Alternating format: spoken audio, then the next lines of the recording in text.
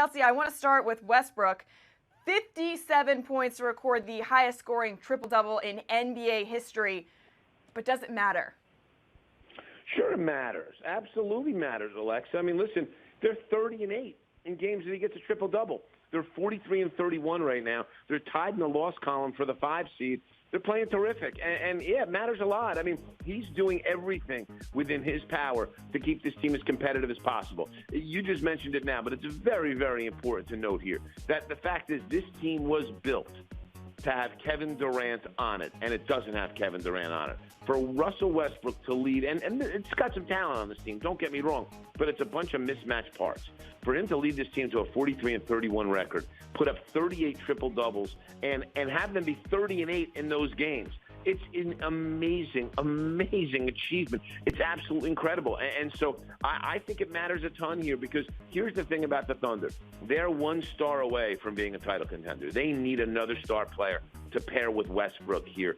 And when you're a playoff team like this, you're going to be attractive to, a Blake Griffin, for example, in free agency. It looks at that team and says, if I end up on that team, we're a top of the Western Conference team. They're at that point where my addition makes them elite, and I can be in a winning situation playing with Russell Westbrook. So, yeah, even if they go out in the first round, what he's done this year has made OKC a destination for free agents if they want to go somewhere and win games. And that's what we've learned the last 2 years from NBA free agents is that they are prioritizing money and winning. Off-court endorsements, the city, the climate, all that stuff comes second. It's money and winning for most guys. And Russell Westbrook is able to show you a winning situation in OKC. And no matter what happens in the playoffs, that's worth its weight in gold. Then why won't he be the MVP when it's all said and done?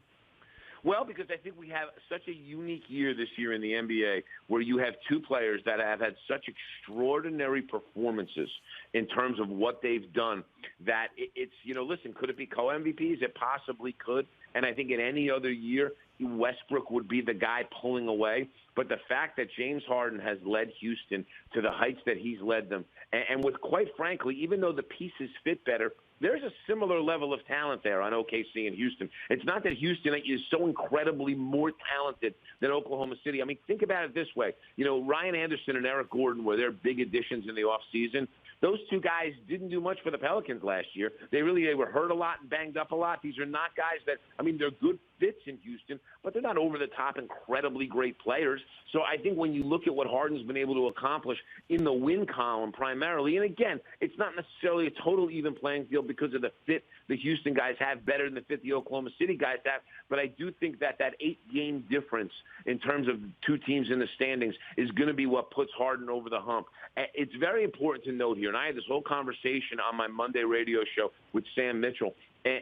Just because you like one or the other, Harden or Westbrook for the MVP, doesn't mean you're putting the other one down or pouring cold water on the other one's accomplishments. They've both had incredible, noteworthy, historical seasons this season. I put a little more value in what happens in wins, fair or unfair to Westbrook. That's the only reason I would give the MVP to James Harden over Russell Westbrook. But the 2 of them this year, unbelievable, incredible performances.